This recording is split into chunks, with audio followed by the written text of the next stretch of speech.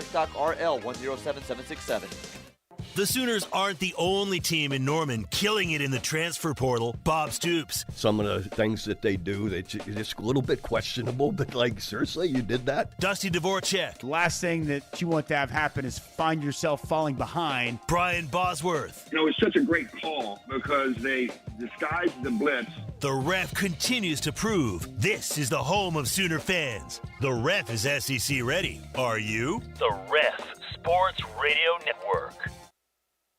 They say if you don't like the weather in Oklahoma, wait 5 minutes and check it again. Nope, not there yet. Ah, that's more like it. Being comfortable is important, and if it's -5 degrees or 100 degrees, Norman Air has you covered. Our impeccable quality and unbeatable service is what sets us apart from our competitors. It's just part of our mission to keep Oklahoma comfortable.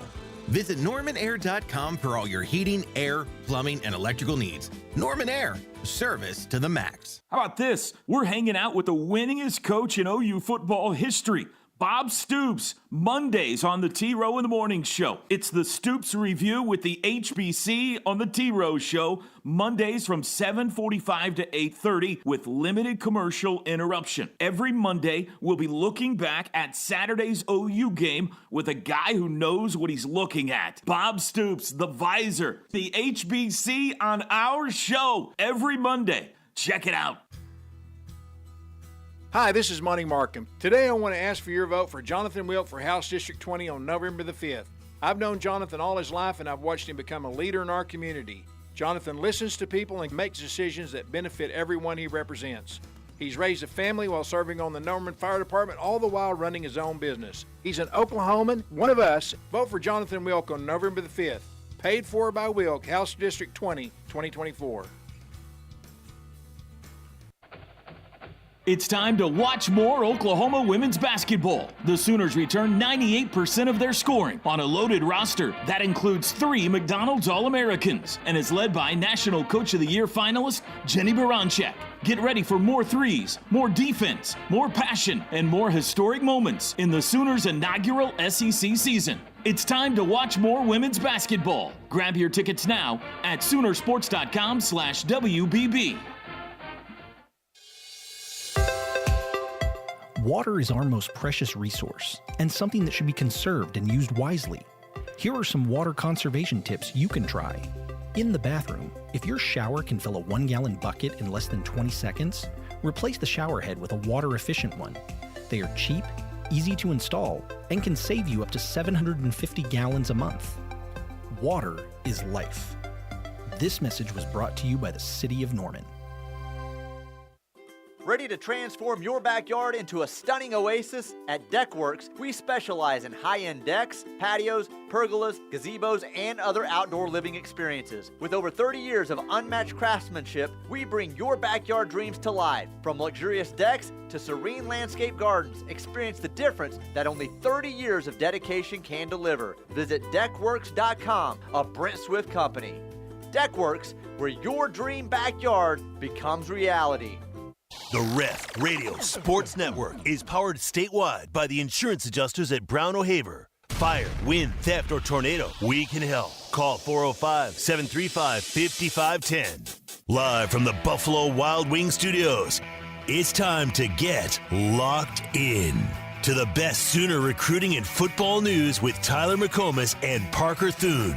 You better lock it up. You better lock it up. No, you lock it up. You lock it up. Lock it up. Hit the guys up on the Riverwind Casino calling line at 405-329-9000.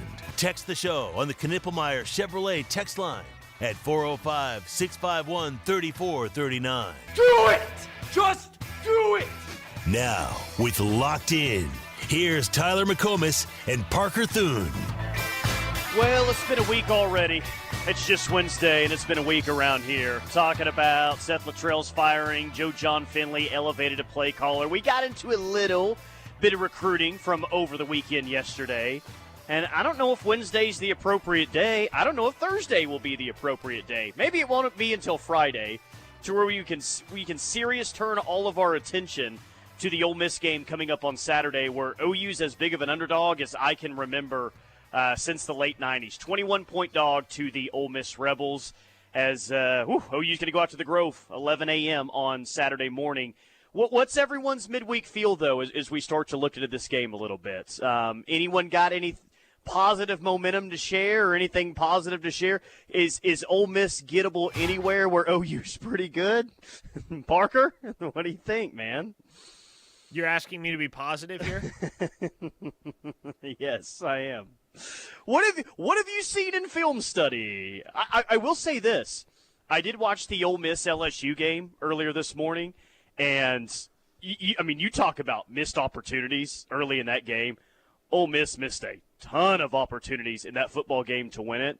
So I guess your hope is really pretty simple, and what it's been for, really all season long is that you hope that your offense does not turn the ball over like it did last week and the past 2 weeks. They can just hold on, not turn it over, and your defense can, put together a performance for the ages. But OU has one way to win, Parker, and it feels like one way only to win football games at this point. What you're telling me is that Ole Miss has to out-missed opportunity Oklahoma. Yes. Uh-huh. Well, there's That's only correct. been one team this year that has done that, and it was Auburn. The Sooners did win that game, so yes, I suppose that is the recipe. It might take some more Sooner Magic. I don't know if all the Sooner Magic is used up from this year. Can we check the Sooner Magic tank and see if there's anything left? Might need some of that on Saturday. Big play defensively to pull this one out on the road. Expectations are very, very low right now across the Knippelmeyer Chevrolet text line. Chonky Chuck has offered to shave his head if Oklahoma can muster 2 touchdowns. Shave? That's where we're at? Seriously? That's where we're at. God, I know things are bad and they've been bad, but we're willing to shave our heads around here if OU scores 2 TDs? Shoot, man, I've met Chonky Chuck in real life. The man has a pretty solid head of hair. So that tells you he's legitimately not confident that the Sooners are going to put 14 points on the board. Russ in Atlanta is concerned that the team won't even get off the bus. So hopefully they're at least able to do that on Saturday, actually get off the bus as they drive from Memphis to Oxford early Saturday morning. A little bit more positivity on the YouTube live stream. Gunny says 18-12. OU wins due to Joe John dialing up 2 nice plays, but we missed the 2 extra points while hitting 2 field goals. That would have to be a scoregami there, Gunny, an 18-12 OU win. But at this point, if OU were to win another game in the SEC, I feel like it would be a crazy, wacky score like 18-12, a low-scoring affair there. Florida Sooner has weighed in with his prediction for the 3rd straight week. He believes Oklahoma is going to be kept to single digits. He has Ole Miss 27, OU 9. Hey, that's a cover right there. That's covering that 21-point spread. And some scores for this weekend's games are, starting to be out there. 24/7 Sports, they have a couple of guys every single week that pick all the big games. Ole Miss and OU was the first game that was listed today in that article. And both guys at 24/7 have OU covering. Ole Miss 34, OU 14, OU only losing by 20. And then another one had Ole Miss 38, OU 24. 24 points. 24 points in a cover. 14-point loss. I might be willing to shave my head if Oklahoma puts 24 points on the board. How many games would you have to go back, or how many quarters would you have to go back for OU to score 24 offensive points? Well, let's see here. It's Auburn, right? Auburn is the last time? Like, the second half of Auburn would be how far you have to go back for 24 points? Yeah, Auburn is the only – okay, so there have only been 3 games this year where the Sooners have eclipsed 24 points. Auburn, Tulane, Temple. That's it. Yeah. Well, I hope Chonky Chuck has to shave his head. Well – One, I mean – go ahead and send that photo on Monday, Chonky Chuck. If they do score 2 touchdowns, you do indeed have to shave your head. But you need to score at least a couple of touchdowns and not let Ole Miss's defense score any touchdowns. You're in danger of another really bad offensive stats on Saturday. And I know that we've all had our fair share of embarrassing and awful offensive stats. But so far in the month of October, Parker Thune, and this is your final game in the month of October, scores or touchdowns by the OU offense, 1. Defensive touchdowns, 2. By the opponents. OU's only scored 1 offensive touchdown in October, and opposing defenses have scored 2 against you. You cannot get out of this month where opposing defenses have scored more touchdowns than your offense has. By the way, Chonky Chuck has been one-upped. Cherokee Sooner says, I'll get a chest wax if we score 21. God. I like this. I like the text line just being filled today of everyone saying, hey, I'll do this if we actually score 2 touchdowns. New play caller. Another guy eliminated his quarterback's coach and everything. Another 405 listener says, how's my confidence for Saturday? I scheduled a real estate showing that day during the game on purpose. SMH. Unbelievable. Not even going to watch it. Big Rich in OKC says, I will shove – not Big Rich. Tyler. Tyler will shove grande burritos if we win. Wow, he's volunteering you? Yeah, now I'm on the list. Shaving my head doesn't sound all that bad now. I got a grande burrito waiting for me if OU finds a way to win this game. Yeah, not a whole lot of positivity happening on the Knippelmeyer Chevrolet text line right now. Hard to be with what the offenses look like, and the fact that this is a really big spot for Ole Miss. We'll see how they come out after the bye week, and they really blew that game against LSU, and Ole Miss knows that they have to win out. So we'll see the product that we get from the Rebels 11 a.m. on Saturday. But who, and I guess this goes out to the text line too, as anything else. Who are we at a point now saying, okay, we played 7 games. Maybe I've seen this player a little bit. Maybe I haven't seen this player at all. But judging where things are at right now with this team and this person's position group, it's time to give more snaps to who? Who is it time to finally say this week and moving forward, let's get this guy in the game more, let's get him more significant snaps? Is it just as easy to say the guy that you interviewed about 90 minutes ago, Jacob Jordan? Or is there someone on the offensive line that you're saying, all right, it's time to give Eddie Pierre-Louis more snaps. Let's go. Make it happen, please. I mean, Jacob Jordan is certainly where the conversation starts. A guy on the defensive side of the ball that I would love to see more, and you already see him quite a bit, but, man, let Grayson Halton off the chain, man. Because he's been good this year, he I makes think. plays every single time he's on the football field. I would love to see more of Grayson Halton. I'd like to see some of those younger defensive backs start to get worked into the mix a little bit more. Michael Boganowski, for instance. Davon Jordan played a good bit last Saturday. I wouldn't mind that as you search for answers at cornerback opposite Eli Bowen.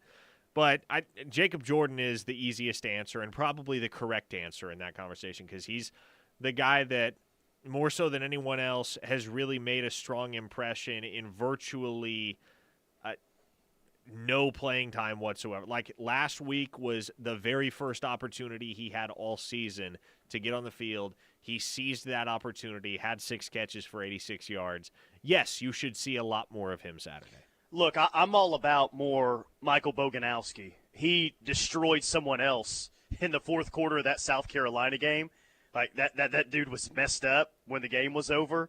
And, we laughed about it after the spring game saying, like, dude, this Boganowski kid, man, he can hit. He's just a freshman, but he plays violent. He comes up like he is a physical player. But it feels like every time he gets in the game, we end up laughing and pointing out some incredible hit that he has.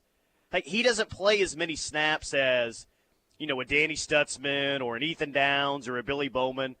But he's got to be on the short list for how much he has played and what we've seen. He's got to be on the short list of hardest hitters on the entire football team, even as a true freshman. It's insane, man. Yeah, I mean, that's the kind of thing you want to see down the stretch, don't you? You want to see young players making exciting plays. That's what's going to give you hope for 2025. And as I have said all week, everything that this staff does from here on out has to be done with 2025 in mind. You don't have to make a decision, make a personnel change solely for 2025's sake, but you should have perspective beyond this current season as you operate moving forward with your roster. Craig in Cleveland says EPL, let's get him some experience. I think Brent said the day on the teleconference, I think Jesse Crittenden asked him specifically about EPL. That's Jesse Crittenden to you. Yeah, I took a mental note to call him Crittenden that next time that I see him in studio, which is probably going to be next Tuesday. That EPL is running with the twos right now. Like, didn't show up until the summer, so maybe that's been a little bit more difficult on him to be game ready. But if EPL's running with the twos, like, yeah, I don't know if he starts at any point this year, but will EPL maybe get more and more action as we move forward here? That wouldn't be the most shocking thing in the world to me in the final 5 games. He's played 1 game. Yeah. Sit him for 2, play him for the other 3. You preserve the red shirt, you get him up to speed, get him some action, get him familiar with the challenge of what it's going to take to go up against SEC defensive linemen, snap in and snap out in this conference. And then you can pretty well turn over a starting gig to him next season. You're not going to hand it to him necessarily. He's still going to have to work for it in spring ball and in fall camp. But I think there's an expectation that Eddie Pierre-Louis is going to be one of your starting guards in 2025. That's an expectation that is held internally. I know that much, and that's certainly an expectation that is held across the fan base. So anything you can do to better prepare him for that role and better prepare any and all of your younger offensive linemen, because you don't want to get in a situation again where you have liabilities lining up for you every snap in the offensive trenches. The more you can do to prepare those guys, the better off you'll be. Copperhead Sooner says, on our way to Memphis tonight and Oxford tomorrow. What started out as a football trip a year ago has turned into a sightseeing/people meeting trip, with a little laughing face emoji at the end of it. Yeah, it's still going to be a good trip. I'm excited for it. I'm headed to Memphis on Friday morning. Rendezvous for the show on Friday there in Memphis, and then we'll head down to Oxford on Saturday morning. Can't wait for it. Going to be a good time. I hope if it's anything like the Auburn trip, it's going to be awesome. Because like I told you, the Auburn trip was maybe my favorite OU road trip that I've ever taken in my entire life. It was great. So this trip being as good as the Auburn trip means that they're going to have to win the football game and something big's going to have to happen. But so far, these SEC road trips have been a lot of fun. Okay, 405 says, where is Jaden Rowe? I mean, they really want to know where Jaden Rowe's at. Where the blank is Jaden Rowe? That was a couple of minutes previously. That's a great mystery. I don't know. Obviously, he's had his struggles with injury, but is he maybe the only guy that we have not seen touch the field at all this year, at least among guys that have never touched the field in their OU career to this point? Young guys, like obviously we haven't seen somebody like B.J. Brooks, but this is year 3 for Jaden Rowe. Yeah. And he has yet to see the field in 2024. Chris from Knoxville, screw it. Let Boganowski go heat-seeking missile on some folks, which is – we don't even have to tell him that or hope for that. He just does it by himself, seemingly every single game he gets in. Someone from the 405 saying is Devon the trouble. Sounds like they want to see a little bit more Devon Mitchell at tight end. And honestly, like, what you're getting at a tight end, I don't think Devon Mitchell is maybe ready physically right now, but golly, it's just – it's really tough seeing these tight ends week in and week out and some of the massive mistakes that are made. Yeah. Drew from Flower Mound added, play Devon Mitchell and Caden Helms. I don't know about y'all, but Hawkins out of here. I don't give a crap about him not being ready. I mean, you must like being abused if you want to continue seeing Bauer Sharp out there. Yeah. I said it on Monday. I feel this way 100%. I don't think you can keep putting Bauer Sharp out there at tight end. It is a net negative for your offense. It's putting you in a hole every single time he's on the field, lining up as an inline tight end. Puerto Rican Sooner asks, does Ole Miss have the dumbest mascot in the SEC? That was the shark? Well, I guess the shark is technically – okay, yes, there is a shark. But the Rebels moniker, in today's day and age, I'm very surprised that is one moniker that hasn't been canceled. Yeah, when did they start the land shark thing? They started the land shark thing about 5-6 years ago, something like that. Colonel Reb was the mascot. You know, they used to play like Dixie until like 6 or 7 years ago. Their band did. They've had to change a lot of things out there. Patrick said, I've seen a lot of people lately say that Ole Miss has some of the worst fans. I can believe that. Really? Shoot, I have yet to experience them, so I don't know, but I could believe it. I thought they just all wanted to hang out and drink at the Grove before, during, and after the game.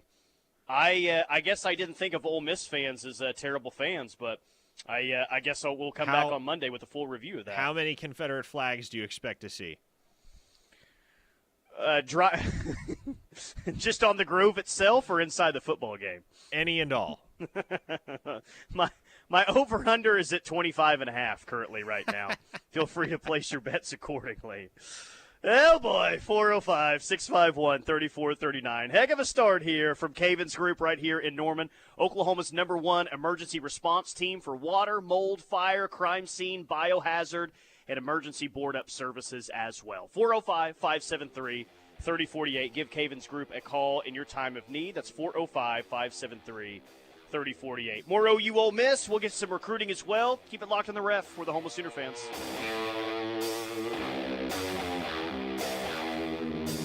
The home of Sooner fans. Home for Sooner recruiting coverage. Home of your Sooner game day voices. Home of the best pre- and post-game coverage. Join the movement. Download the free KRF app now to listen anywhere, anytime. We are where die-hard Sooner fans listen. When you're sick, you need to be seen by a health professional today, not next week. Norman Regional Urgent Care is here for you from 7 a.m. to 7 p.m. Open 7 days a week at Porter Health Village in Norman and Monday through Friday in Westmore and Goldsby. No appointment needed, just walk right in. Whether it's a sudden illness or a minor injury, Norman Regional Urgent Care is ready to get you back on your feet today, not next week. Hey, Sooner fans, we've got you covered. 24 hours a day, 7 days a week, 365 days a year. No, we don't get a break. This is the home of Sooner fans. The Ref Sports Radio Network. Ever wonder why someone would go to the ends of the earth and leap into the unknown? Maybe a better question is, what are you waiting for? Pacifico is brewed for those who follow their own path. That's living life anchors up. Hey Sooners, I'm OU alum and Boyd Street Ventures founder James Spann. The Sooners season is underway, which means it's time for the Boyd Street Ventures Under the Radar Player of the Game. It's time for you to consider investing in BSV. Our portfolio has 16 innovative, under-the-radar, Oklahoma-connected companies. If you want in, the sooner the better, as our fund closes December 31st. Check out our portfolio at BoydStreetVentures.com. Boyd Street Ventures, under the radar, above the crowd. This is Toby Rowland. Did you know that more than 80 million people depend on AM radio each month for news, weather, and emergency information? A new bill in Congress would make sure AM radio remains in cars because when cell and internet services go down, this far-reaching free service may be your only lifeline. Text AM to 52886 and tell Congress to support the AM Radio for Every Vehicle Act. This message is brought to you by the National Association of Broadcasters and this station. Messaging and data rates may apply. Hi, I'm Barry Switzer.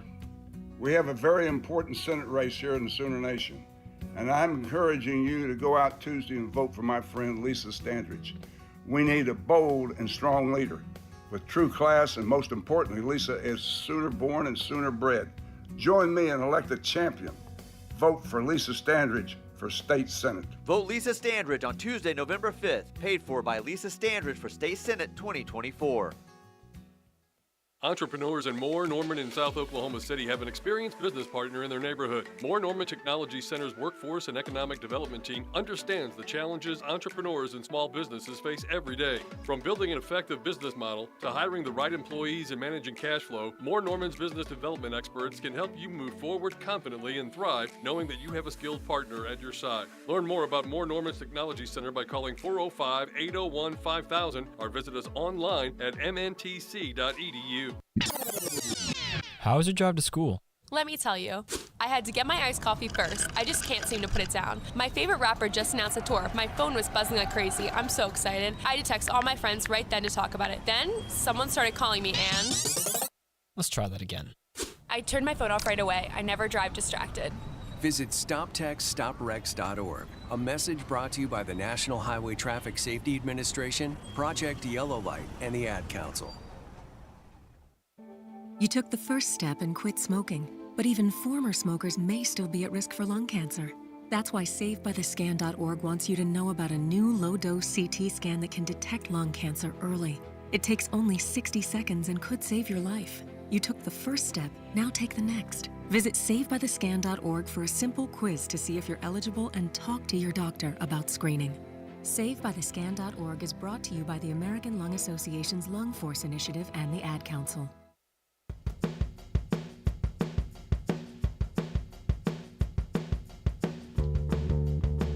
Locked in with McComas and Thune, live on the ref for the home of Sooner fans. I wanted to bring this up, and I know I just don't speak for myself. I know I speak for everyone at the ref with this, but our thoughts and prayers from the ref family to the Stoops family as the Stoops suffered an unfortunate loss last night. Bob's mom, Mike's mom, Mark's mom, Evelyn.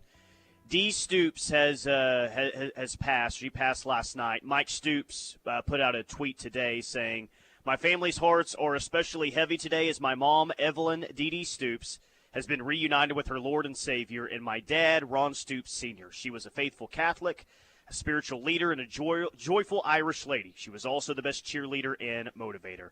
She was the heart of our family and a constant inspiration to all of us. We are blessed with a multitude of wonderful memories and so appreciative to all of you keeping all of us, my brothers, sisters, and their families, in your thoughts and prayers. We love you always, Mom." So thoughts and prayers out there from everyone here at the ref to the Stoops family out there. Here's a question for you that will undoubtedly put you in a potentially dangerous situation. Oh, no. Yeah, because we keep asking, or really saying, you got to keep this 2025 class intact. Whatever you do, you got to keep this class intact. Okay, well, who do you think is least likely to decommit in 2025? Like, when we talk about the potential possibilities of having decommits and what that looks like, who's one name? You can do 2 names, 3 names, whoever. Who do you look at that's committed right now and say, yeah, I don't worry. I may worry about this guy. I don't worry about this guy whatsoever. I don't worry about Marcus Wimberly at all. I don't worry about Alex Shieldknight at all. I don't really worry about Torrey Blaylock at all. Like, you can go on down the list. There are a lot of guys in this class that you don't worry a ton about. Elijah Thomas out there in Shakota. I would say at least half this class is solidly committed, ride or die, whatever happens. Regardless of what kind of staff shakeup there is or has been, at least half this class, at least 12 or 13 dudes, I would say, regardless of what happens the rest of the way, they're locked in with Oklahoma, and you don't have to worry about them. That's a pretty good start there to that whole conversation. And not that, firing an offensive coordinator, play caller is the same as losing your head coach, but the last time you've had kind of major staff changes, it felt like your entire class at the time decommitted. Now, you still had some. I mean, you ended up having a nice class that year when Brent and staff came in pretty late, but you had a lot of players decommit here. It just doesn't – and maybe you get a decommitment somewhere, if you continue to struggle. Some other staff members are fired at the end of the year. Like, maybe you have a decommit. And just to kind of mention again, it doesn't feel like this class is going to crater. I'd be shocked, man. Like, really, given whatever situation outside of Brent Venables being fired at the end of the year, I'd be shocked if we're talking about on signing day, oh, my gosh, this class completely cratered the last 6 to 7 months of the recruiting cycle. Well, and honestly, if you look back at Muleshoe's departure, the majority of the negative impact that you felt, the majority of the reverberations that you felt, if you will, the fallout, happened not in the 2022 class, but the 2023 class. Yeah. And let me think here. Offhand, I recall Oklahoma losing Malachi Nelson, obviously. They lost Mekhi Lemon. They lost, it didn't happen right away, but eventually they lost DeAndre Moore. They lost Luke Haas. There was another kid that followed Muleshoe to USC. I couldn't tell you. In the 2022 class, I think was Ray Lake Brown the other one? What class was he? He was a 22 guy. Okay, he was a 22 guy. So he was one of the 22 guys that bounced. As was Demetrius Hunter, Kobe McKenzie, very briefly decommitted, if you'll recall, and then you had to flip him back from Texas. But there were a lot of guys in that class, a lot of guys in that 2022 cycle that stayed committed throughout the staff turnover. Nick Anderson, Caden Helms, Jacob Sexton, Gentry Williams, Robert Spears Jennings. Honestly, a lot of foundational pieces on this football team today are guys that committed to OU before Brent Venables got here and trusted when the Sooners brought Venables in that he was the right guy to lead them forward. Yeah, RSJ, one that Coach Stoops helped out with when he was the interim head coach during that bowl game. But, yeah, you can look across, especially the defensive side of the ball right now, and find a good bit of those guys. Drew from Flower Mound says Brandon Ennis, and Chonky Chuck says Luther Burden. Luther Burden happened previously. Luther Burden decommitted in the summer of 2021 while Muleshoe was still the head coach. Brandon Ennis is a good call. That was who I couldn't remember. Brandon Ennis, who ultimately wound up at Ohio State. And then Gabriel Brownlow-Dindy. Thank you, Johnny from UConn. Gabriel Brownlow-Dindy was another 2022 casualty. But he was going to stay on board until Brent Venables got to town and basically handed Calvin Thibodeau his walking papers because Todd Bates was coming home. So, Jamie in White House, will we announce a new offensive coordinator before signing day in December? Yes. I would think so, too. I can promise you there will be a new offensive coordinator announced before signing day. Yeah, and I don't think that this is too shocking to anyone, or at least it shouldn't be. Sounds like that process, it's already beginning. Not that they've, it's humming. All right, this is the guy that we're going to hire, but they've got 6 weeks or so to name that. They're not wasting any time here. They're getting after it on that side. Everyone knows how important it is. Most important text of the day comes from Sooner Bump, who said, if we score 12 points, I'll take you and PT to Bad Daddies. You got yourself. Oh, and you already changed the name on the text line to Sooner Bump. Promise Bad Daddies to Tyler and Parker if Oklahoma scores 12-plus points in Oxford. Always got to make a note of these things. I can't forget next week. Can't forget next Monday when I log into the text line and, oh, boy, Oklahoma. Oh, yeah, they scored. I don't know what's going to be this Saturday. 17 points? 17 points for the Sooners. Free Bad Daddies for me. I got a lot of food bets on the table right now. I mean, I guess this one isn't really a bet, but Glenn in Nashville and I have a overall win-loss bet on the ranch in Norman. I think he currently has over 7.5 wins, and I have under 7.5 wins. Well, Tyler, feeling good about my chances there? I think you'll be having you a steak. Does that count the bowl game, or is that just regular season? I think that's just regular season. Okay, gotcha. Yeah, I hope they go to a bowl game. I hope that happens. Really hope that happens. Going to be tough to get there. Going to have to find an upset somewhere in SEC play. Maybe I should just go ahead and order the appetizer and just wait for Glenn to show up in Norman for that dinner. 405-651-3439 is the Knippelmeyer Chevrolet text line. Yeah, again, the OC hire, the process has already started on that one. Maybe we continue to hear some names over the course of the next week or two that continue to be, like, hey, here's who OU is really serious about, and maybe who they're really targeting. Like, some of those guys may end up getting head coaching opportunities at the end of the season, and that's really kind of the only potential roadblock or the potential, not dangerous thing, but tough thing about this is you could zero in on an offensive coordinator you like, and maybe through like an agent, through back channels, it's maybe even you're told that, hey, this guy is going to become your next offensive coordinator. You just don't know, depending on who you target, who's going to get a head coaching offer at the end of the year. Yeah, and that's the risk you run, too. For instance, if you want Brendan Marion, and there seems to be a very clear split amongst the fan base. Some people love Brendan Marion. Some people are not moved by the idea of Brendan Marion. And I'll admit, I was very high on Brendan Marion at the outset. The more I've dug in on it, the more I think, okay, maybe, yeah, you probably can do better.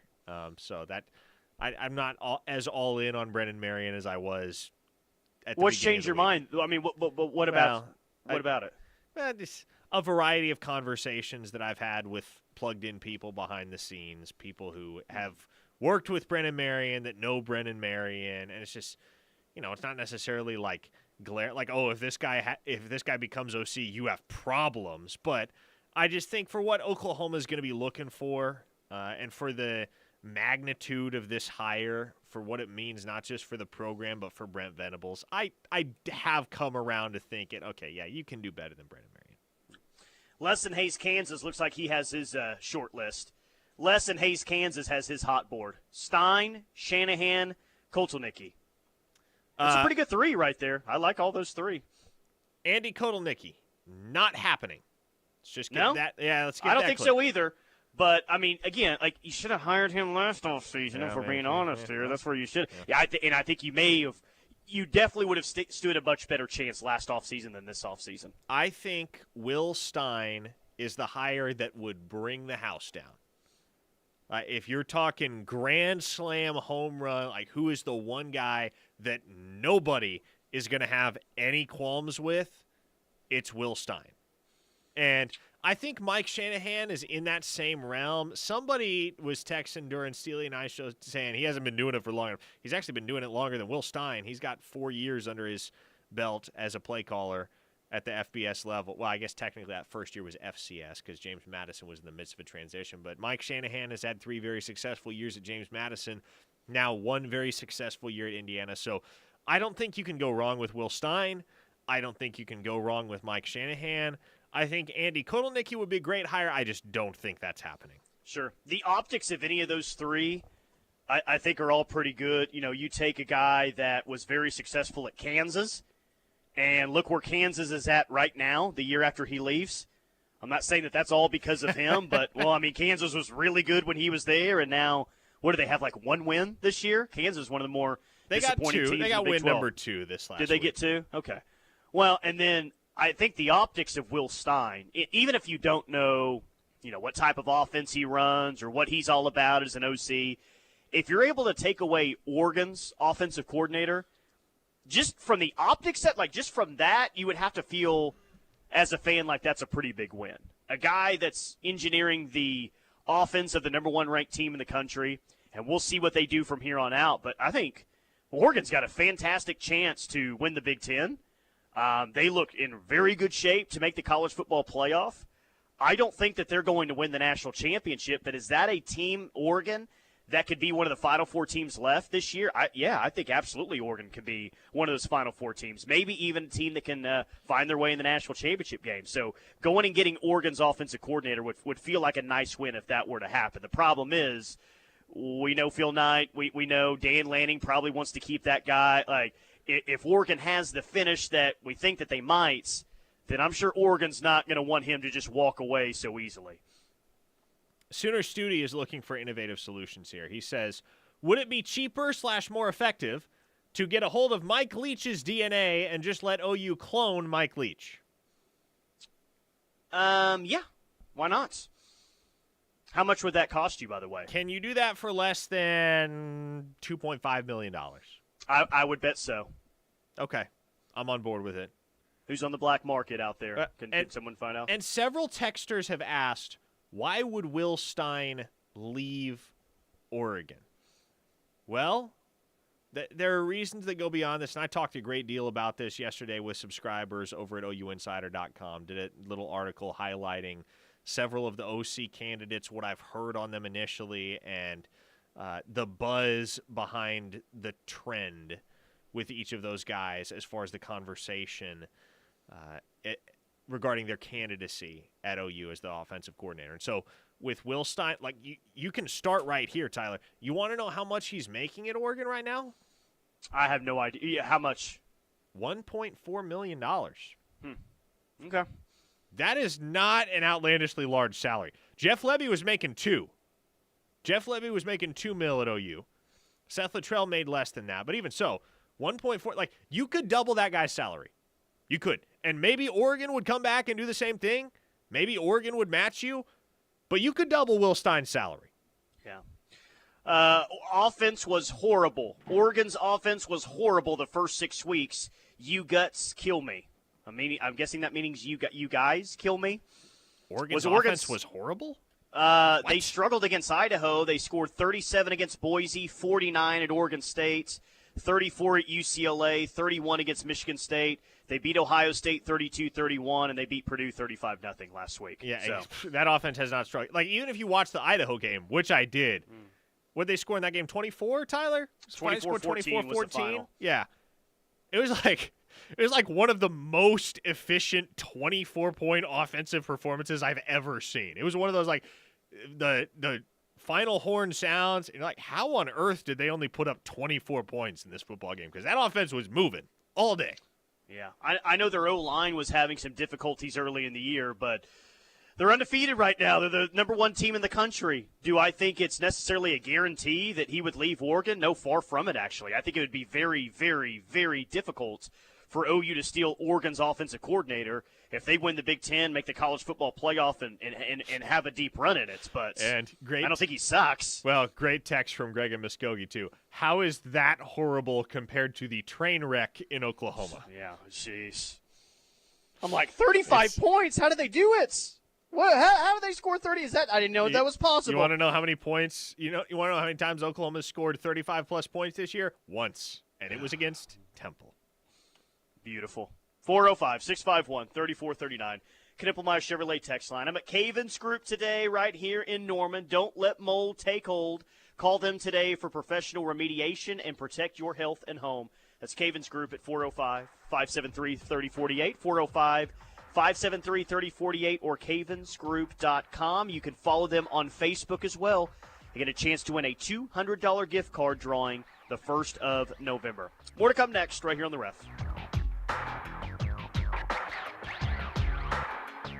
Hey, this is Luke Elzinga, and you're listening to The Ref, the home of Sooner fans. The Showplace Theater at Riverwind is the best place for live music, and we've got some of the best acts around, like Three Dog Night, November 16th. Clay Walker, November 29th. Sticks, December 7th. And John Party, December 20th. Riverwind is OKC's favorite casino experience. Hi, this is Emily Geis, candidate for Oklahoma House District 90. Growing up in Oklahoma, there are a few things we all learned, like how family always comes first, that the rewards of hard work make it worth doing, and that helping our neighbors wasn't just friendly, it's our duty. I live by that philosophy, and it's the attitude I think we need more of in government. I'm Emily Geis, and I guarantee you no one will work harder for our community and for you. Be wise and vote Geis on November 5th. This ad has been paid for by Emily Geis for State House 2024. There are trucks, then there's the truck.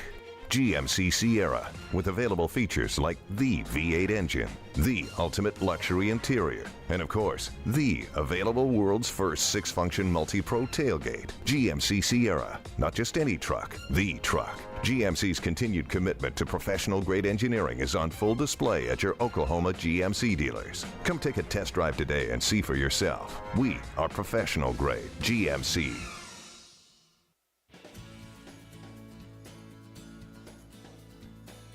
There's strength in family and there's strength in partnership. At Armstrong Bank, we believe in building financial stability and enduring relationships. As a family-owned community bank since 1909, we'll always be here to support you because we know that true strength is in our communities. Armstrong Bank, strength runs in our family. Visit armstrong.bank, member FDIC.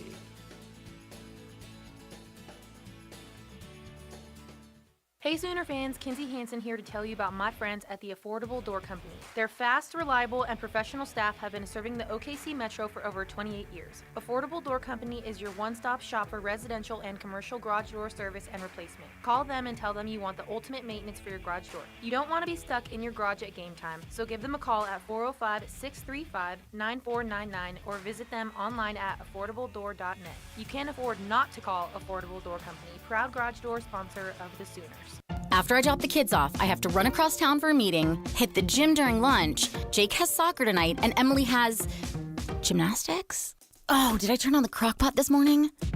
With a never-ending to-do list, it's easy to forget something important, like setting up a life insurance plan with Shelter Insurance. Your local Shelter agent can show you how to create a safety net for your family. Shelter Life Insurance Company, Columbia, Missouri. For auto, home, life, or business insurance, see Shelter agent Brian McPherson. Hey sports fans, this is Porter Moser, the head men's basketball coach for the Oklahoma Sooners, and I'm excited to be part of this historic moment. The Rock Creek Entertainment District creates opportunity for the citizens of Norman and all Sooner fans. Now is the time for us to move forward together. With Oklahoma basketball and gymnastics competing in the heart of a billion-dollar entertainment district, it will enhance the game experience for our fans and student athletes, creating an electric hub of Sooner pride. Join us in making Norman a great place to live, work, and play. Kendall Sacchieri has defended the taxpayer in McLean County. Now she's ready to defend our rights in Oklahoma City. The honest conservative choice Kendall is ready to be a leader on the issues that matter most. She will protect the unborn and the Second Amendment, rein in big government, and secure stellar education for our children. On November the 5th, vote the honest conservative choice. Vote Kendall Sacchieri for Oklahoma State Senate. Authorized and paid for by Kendall for Oklahoma 2024.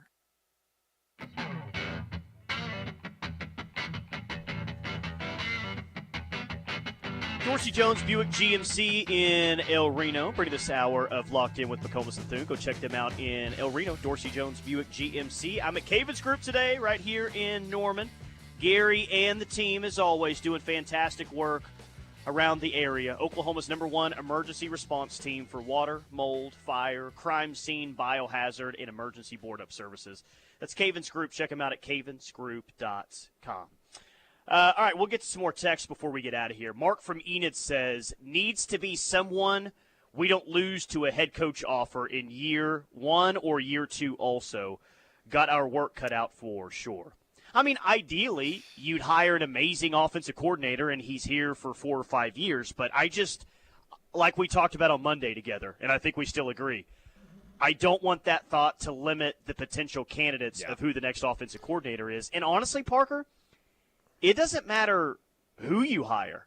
Because think about it. The next offensive coordinator that you hire, seeing as where the OU offense has been at this year, if you hire someone and they immediately – like OU offensively immediately looks a lot better next year, then that's going to be one impressive resume, just kind of immediately for what they were able to do from last year to this year. And I'm not saying it's going to be that easy. Like, that's going to be a real work in progress to get the OU offense back where it needs to be. But I think any offensive coordinator that you hire next year and they immediately do a good job, there's going to be a lot of people probably wanting to hire that individual as a head coach. Yeah, and you remember the conversation we all were having about Jeff Lebby 1 year ago. It's, well, okay, best case scenario, you probably keep him through 2024, and that's it. You get 3 years out of him, and then he's a head coach. That was all. Like, if you hire an amazing offensive coordinator, a top-of-the-line offensive coordinator, you're not keeping him around longer than, I would say, 3 years. Sure. If you have an offensive coordinator longer than 3 years, maybe that's more of a concern than a positive. Now, there's one guy whose name comes to mind as a legit candidate in this search that you could look at him versus a position like OC at Oklahoma and conclude, okay, maybe that's like a destination job to him as opposed to a launching pad. That would be Tim Beck at Vanderbilt. 60 years old, spent the vast majority of his coaching career at Pittsburgh State up in Kansas. It's a guy like that where if you plug him into the system, you're figuring, okay, we don't have to worry about this guy jumping ship on us within 2 or 3 years. Everybody else, really doesn't matter who that is. Will Stein, Kotelnicki, Brennan Marion, like throw your desired name out there. If things go according to plan, in all likelihood, you have 3 years max. Sure.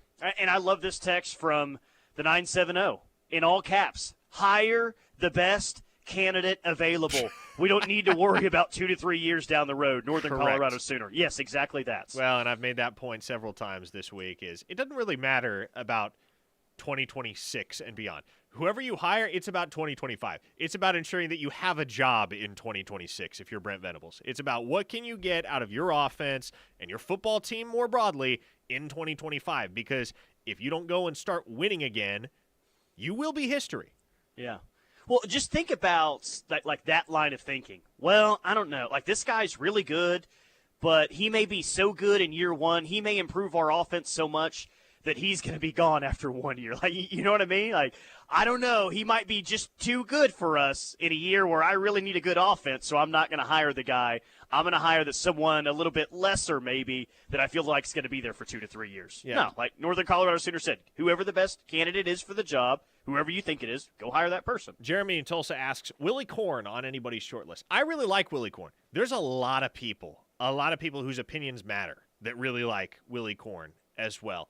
On the short list, no, just because I think you're kind of trying to swing bigger than that initially. But let's say you call Will Stein, and the answer is no. And you call Andy Kotelnicki, and the answer is no. And you call somebody like Cliff Kingsbury, and the answer is no. and you start going down the list, okay, who realistically is going to fit the bill, everything we want, a guy with a bright future, a guy that's done it at a high level, a guy who's affordable, and is going to make all the fans happy when we announce he's our new offensive coordinator. For me, Willie Korn is certainly top 5, maybe top 3 among those guys. If you're talking dudes from the low-end P4 or G5 ranks who would be capable, if they came to Oklahoma, of having a ton of success as OC. Yeah, when I think of Willie Korn, I think of, he played quarterback at Clemson at one point. And not that they would hire him because of that. I was just trying to think back if he and Brent would have had any crossover whatsoever. But he was done at Clemson in 2009. Yeah, he didn't go back at Clemson and coach. So maybe they know of each. I'm sure they know each other in some capacity. Willie Korn's 35 years old. But I don't think Brent would just hire him because he was at Clemson one time and they have a relationship. Maybe he knows some other guys on the staff. But he's at least got to be on the radar, I would think, at this point. Yeah. Currently, it's at Liberty right now as the co-OC quarterbacks coach. 405 says, what about Graham Harrell, who just got fired a few weeks ago at Purdue midseason?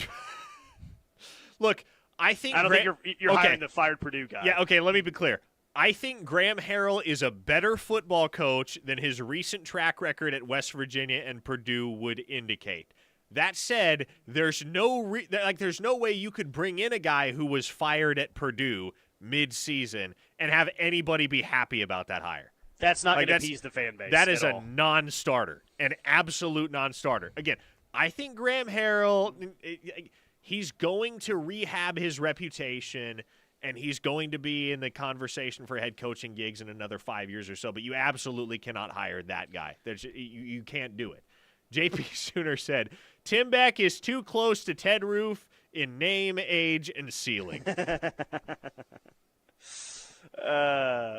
to the Graham Harrell thing, not only would people be just not happy at all, not excited to hire a guy who got fired at Purdue in the middle of the season, but how many texts have you seen this week of, I'm done with Texas Tech ties. I'm tired of Texas Tech ties. He's a Sand Aggie.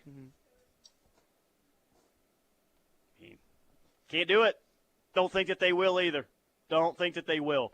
Alex from Manford says $1.4 million living in Eugene will get you a 2-bed, 2-bath, but nice scenery. $2.5 million in Norman will get you a beautiful 6-bed, 6-bath with a view of Lake Thunderbird.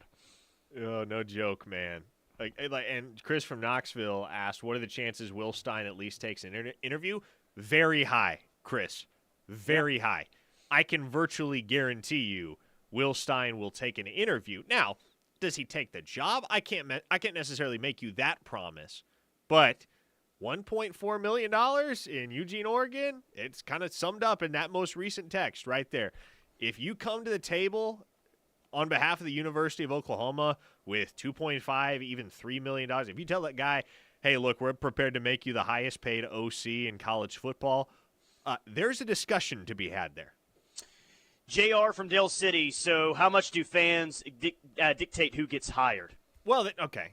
Well, at Tennessee, they got the who was it, Greg Schiano thing? Yes, they got Greg Schiano unhired at Tennessee. Fans don't dictate who gets hired, but you do. If you are the head coach and you are an embattled head coach, and as of right now, I would quantify Brent Venables as embattled. If you're an embattled head coach, you have to ensure that whatever decision you make is a decision that the majority of the fans are on board with. It's a decision that you have majority support in making, because otherwise you just have people on you all the time, constantly. The scrutiny gets heightened, and it's not a situation that's conducive to the success of you, your team, your staff. It doesn't do anybody any good to hire somebody who's going to be massively unpopular amongst the fan base. 918, wasn't Graham Harrell on the wrong end of the jump-around game? If you go back and watch that game while OU is jumping around, while the fans are jumping around, remember the shot of Leach standing next to Graham Harrell? Yes. And they're just kind of standing there, just kind of watching what's going on, and they start talking to each other there? Yes, he was. Graham Harrell was the quarterback there in 2008. Wisecracker on the text line says, if they hire an OC and the fans are unhappy, how much stuff do we have to throw onto the field to make them change their minds? Well, Wisecracker, we now know that is a method that yields rewards, yields the desired results. It is true. A&M fans unhired Mark Stoops, says Corey from Moore. Yep. That reportedly, that sounds like the case. Maybe even Mike Stoops at Texas when Sark first got hired there. That's a rumor as well. In all caps, Nick and Sepulpa texted, "Save a bunch of money and just use ChatGPT." I like that idea. AI is only getting more and more powerful by the day. Could AI be so powerful that it rules and runs college football? Do you remember? I think they should have at least hired AI, maybe not as a full-time OC, Parker, or a full-time play caller. Instead of Joe John, you should have elevated AI as the play caller just to see what you had for the final 5 games. Yeah, well, do you remember, somebody on the text line a couple of weeks ago asked AI to come up with an opening script for Oklahoma as if it was the offensive coordinator, and the very first play was an RPO. Yeah. And I think there was a jet sweep in there, too, somewhere in that drive. Yep. Maybe that's what Joe John's doing, trying to figure out his best I wonder, I don't think anyone's done this before, but what if someone, like an offensive coordinator somewhere, was just using ChatGPT to call plays and they never told anyone and they were the hottest commodity in the sport? Wouldn't that be amazing? You think that's what Tim Beck's doing? Yeah, that's what I'm saying. I was just about to say maybe that's what they're doing out there at Vanderbilt's. Yes. Somebody on the text line said, "Block whoever said Graham Harrell." We've heard a lot of names. We will continue to throw out a lot of names on the text line. Hey, here's something very under the radar from the game on Saturday that you did not notice because, well, you were pissed that they were down 21-0 within 5 minutes and you thought the OC might get fired on Sunday. I guess we're back to the Smith show. Yep. With this team. Yep, that is correct. No announcement of that whatsoever. It's like, oh, Zach Schmidt's back out there. Okay. Hey, I made the announcement. I put the tweet out there. You did? I did. You broke the news that Zach Schmidt was going to be the starting kicker. I did break the news. Right. Saturday morning before the game, about 2 hours to kick. I put the tweet out there. That's the biggest story that you've ever broken in your career or will ever broken in your career. Back to the Schmidt show, everyone. Please credit me with the scoop. Mark Vermeen said Oregon wasn't damaged goods when that OC got there. Not sure he's the answer. Most mediocre guys can make do with Oregon's current roster any given year. If not, they buy. Okay, and maybe that's true, Mark, but keep in mind, was Will Stein's first year at Oregon 22 or 23? He hasn't been there long, but that you faced Oregon. OU faced Oregon in the Alamo Bowl in 2021 and beat them handily. So are the rosters that far off in terms of overall talent level? Offensively, certainly if you're talking healthy players right now, Oregon's in a better spot than OU, but you get those receivers back, and Oregon certainly has a better O-line, but is the discrepancy that great to where you figure Will Stein just shows up and, it's back to mid-city? Will Stein's first year at Oregon was 2023, by the way. There you go. He was at UTSA prior to that. So, Louisville, Kentucky, 35 years old, and that seems to be right around the age range that a lot of these candidates that you're seeing on the hot boards right now, right around mid-30s or so, kind of is the age for potentially the next OU OC. By the way, SEC legend Barry Switzer, how about his recruiting efforts? Aaliyah Chavez, who's one of the best players, women's basketball players, and she was at OU, I think, this past weekend for a visit. Barry By God Switzer, SEC legend, says, "You have to come to OU. My seats are behind the bench. I need to cheer you on."